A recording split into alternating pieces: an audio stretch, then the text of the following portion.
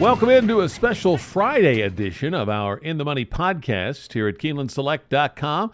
I'm Tom Leach. Jim Goodman's under the weather, so it'll just be me giving you some thoughts on the late pick 4 at Churchill Downs. This day after Thanksgiving card is always headlined by the Grade 1 Clark, which is once again an outstanding betting race. There's also the Grade 2 Mrs. Revere, so let's jump right into it with the Grade 2 Mrs. Revere, race 9 for 3-year-old fillies, going a mile and a 16th on the turf, which figures to have a good bit of give in it with the rains this week. I think probably the safest bet is that one of the two Chad Browns wins this. I'll go there when we get to the pick 4. There are others that certainly are worthy of consideration, but the problem is trying to narrow down these other races is more challenging than just going with the two Chad Browns here, so that's what I'll do. New and Improved is going to be the win pick. This one debuted at Saratoga for the Klarovich stable, one of the primary Brown clients. So off those angles, thinking maybe this is the better of the two, but it's close. Best buyer speed figure in 3 starts came last time out for New and Improved. Does have a less desirable post position than the 2 Nay Lady Nay. So that one's a very close second choice for me. After that, I thought Delika's got a shot for Al Stahl. Ran a nice race up at Saratoga in the risk averse. If she can run back to that, she'd have a shot. The Mackham Bullet ran well at Keeneland off the layoff for Wesley Ward. If she improves there, she could certainly be a player here. But way out there in the 14 holes, not great. I think you could look at Hard Legacy if you want to go deeper on a ticket, because that one had a nice win back in the summer against a good bunch of horses on Stephen Foster night. And then Amandrea is the other one you could think about just on the move to the Asmussen barn. Sometimes a trainer switch can pick a horse up. We saw that with Asmussen and Engage earlier this year. So I'm going to stick with the 2 Chad Browns, and the win pick is New and Improved.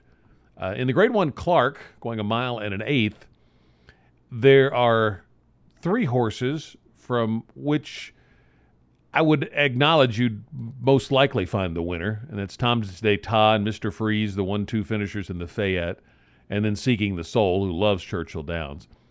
But I'm going to go for a bit of a price here with Pioneer Spirit. I look at that last race over this track on November the 2nd, a 104 Beyer fig, and then was claimed by Diodoro.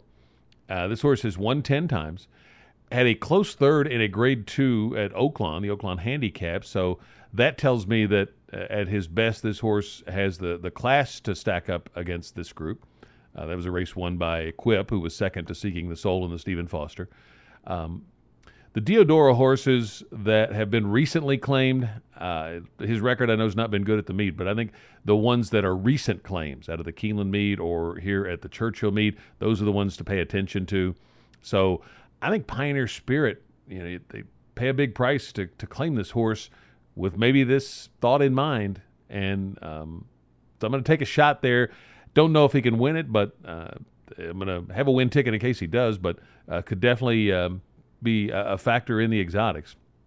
Of the 3 most likely winners, I think Mr. Freeze is maybe the most intriguing because he'll be a better price, and he's 2 for 2 at Churchill.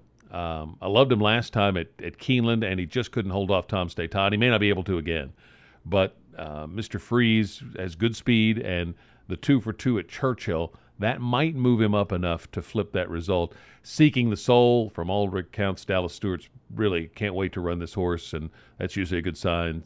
So I think Seeking the Soul's got to be a major player in here. So I'll use all 4 of those when we get to the pick 4.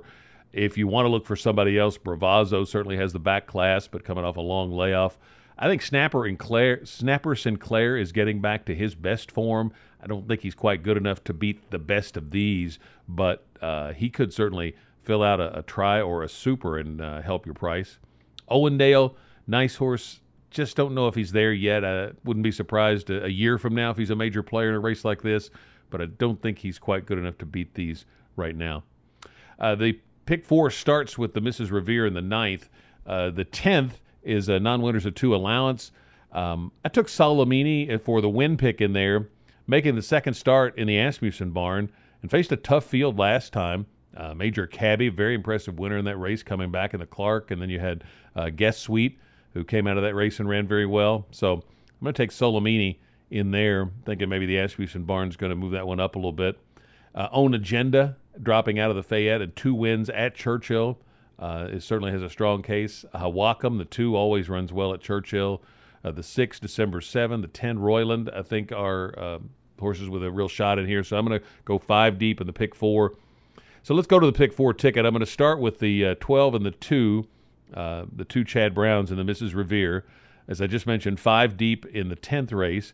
In the 11th, the Clark, I'm using 4, the upset pick Pioneer Spirit, plus Tom's D'Etat, Mr. Freeze, and Seeking the Soul.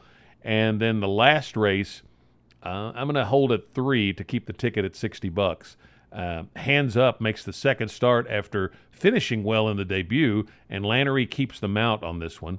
Hoppa is probably going to be the short-priced favorite.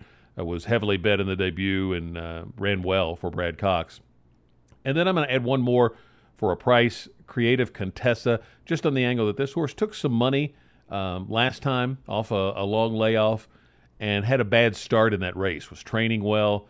So I'll forgive that last race, and maybe this one could light up the tote board a little bit. So 212 with 1, 2, 5, 6, 10, with 2, 9, 11, 12, with 3, 5, 6 for $60. Best of luck with racking up some cash to offset the Black Friday expenditures, and we'll be back for the Saturday edition of the In the Money podcast for the 2-year-old day at Churchill Downs here at KeenelandSelect.com.